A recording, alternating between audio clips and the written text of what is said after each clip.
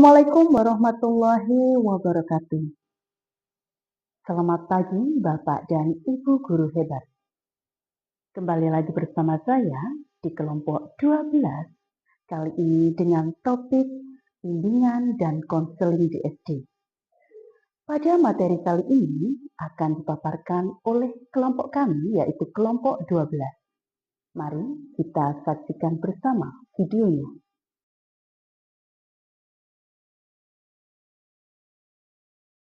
Assalamualaikum warahmatullahi wabarakatuh. Nama saya Mega Kurniasari dengan NIM 877327347. Di sini saya akan menjelaskan KP1 tentang jenis-jenis perangkat bimbingan dan konseling di SD. A. Perangkat pengumpulan data. Perangkat yang diperlukan antara lain 1. Perangkat pengumpulan data seperti format-format pedoman observasi, pedoman wawancara, checklist, catatan anekdot, angket, dan daftar isian. 2. Perangkat penyimpanan data seperti buku pribadi dan map siswa. 3. Perangkat informasi seperti buku informasi atau paket bimbingan pribadi, belajar, pendidikan, dan karir. 4. Perangkat teknis administrasi seperti buku catatan, kegiatan bimbingan dan konseling, belangko surat panggilan orang tua atau wali, dan kunjungan rumah. Beberapa perangkat bimbingan yang dipandang sangat penting. 1. Pedoman observasi merupakan salah satu teknik atau cara mendapatkan data yang dibutuhkan tentang siswa. Pedoman observasi merupakan pedoman tertulis bagi pengamat atau guru yang berisikan rumusan tentang hal-hal sebagai berikut. A. Tujuan, sasaran, dan fokus observasi. B. Pengamat, waktu, dan tempat pelaksanaan observasi. C.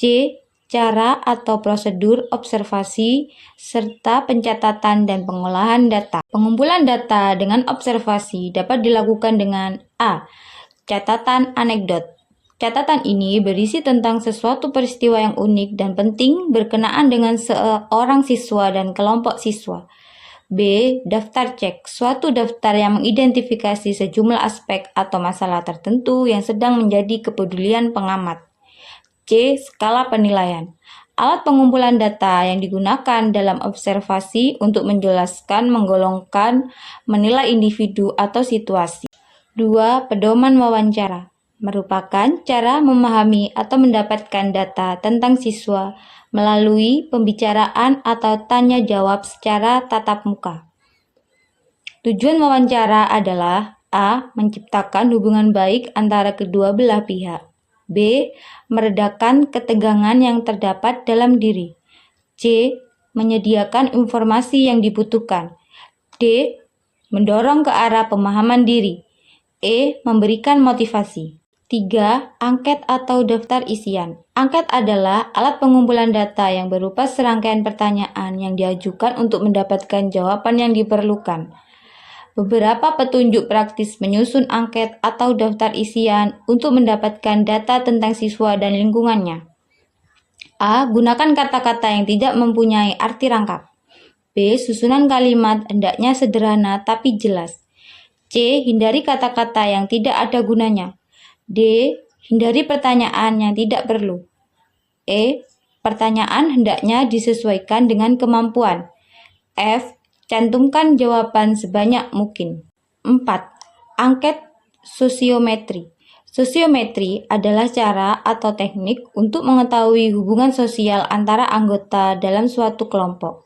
Sedangkan angket sosiometri adalah salah satu instrumen yang digunakan untuk memperoleh data hubungan sosial dari siswa. B. Perangkat penyimpanan data. Data tentang siswa harus dihimpun melalui data tentang kondisi fisik, karakteristik psikis seperti bakat, minat, kebiasaan, perkembangan, dan riwayat hidup, kondisi keluarga, dan prestasi belajar. C. Perangkat informasi. Perangkat informasi dalam hal ini merujuk pada media, alat perlengkapan yang diperlukan untuk memberi informasi kepada siswa. D. Perangkat teknis administrasi. Perangkat teknis administrasi berkenaan dengan belangko-belangko tertentu, buku catatan keluarga, bimbingan dan konseling, beserta agendanya dan format lainnya.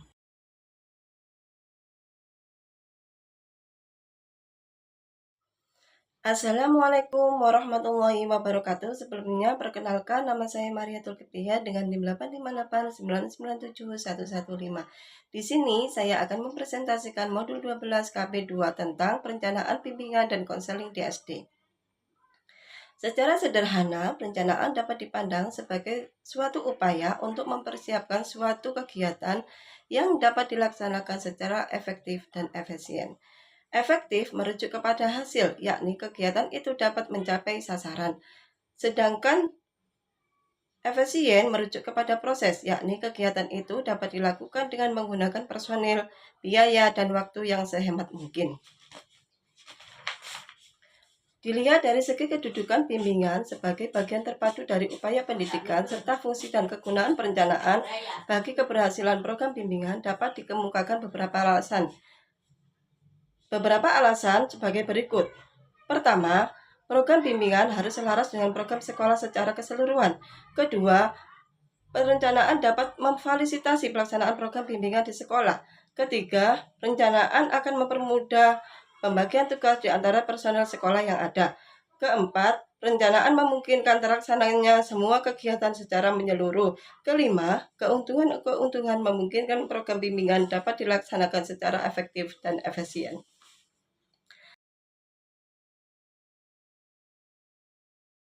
Selamat datang di pembelajaran pelaksanaan bimbingan dan konseling di SD.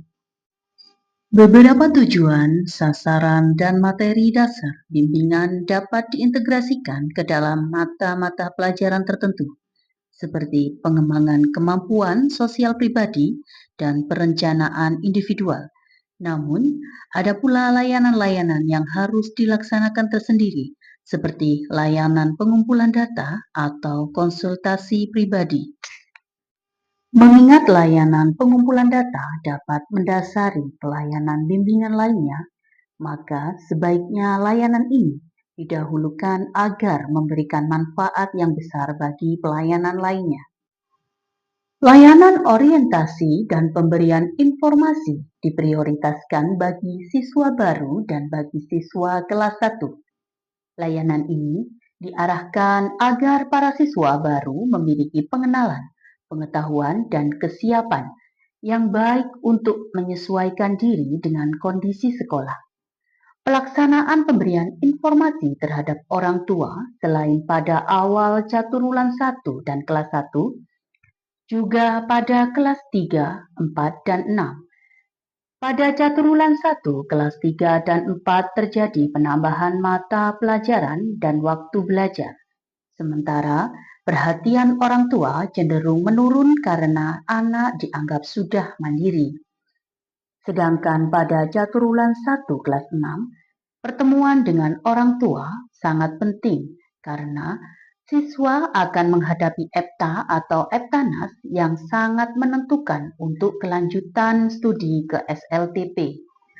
Layanan penempatan dan penyaluran yang perlu dikembangkan di SD adalah layanan kegiatan ekstrakurikuler. Dengan layanan ekstrakurikuler, satuan pendidikan diharapkan sebagai fasilitator untuk menyalurkan dan mengembangkan bakat anak atau peserta didik. Sedangkan isi bimbingan pengembangan atau layanan dasar memiliki cakupan dan urutan yang diarahkan untuk pengembangan kompetensi siswa. Layanan diberikan melalui unit-unit kelompok kecil siswa atau kelompok besar, dengan materi difokuskan pada perubahan aspek afektif, meliputi sikap, perasaan, dan kehendak siswa. Aspek afektif ini disesuaikan dengan tujuan mata-mata pelajaran tertentu seperti PPKN dan Bahasa Indonesia. Evaluasi merupakan satu kegiatan yang melekat dalam suatu siklus kegiatan yang terencana. Tujuan-tujuan evaluasi dapat dikelompokkan ke dalam 3 kategori, yaitu evaluasi untuk pertanggungjawaban, untuk peningkatan dan pengembangan, dan untuk pengetahuan.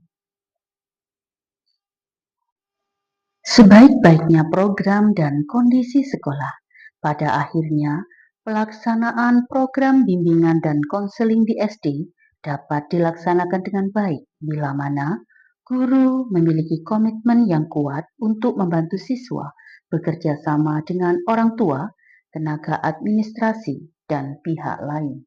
Itulah tadi presentasi dari kelompok kami, kelompok 12. Terima kasih atas segala perhatian dan waktunya. Kami berharap presentasi kami dapat bermanfaat dan memberikan wawasan baru bagi kita semuanya. Buah delima di dalam pepaya, biji permata dari Belgia. Usai sudah presentasi saya, akhir kata, semoga berbahagia. Wassalamualaikum warahmatullahi wabarakatuh.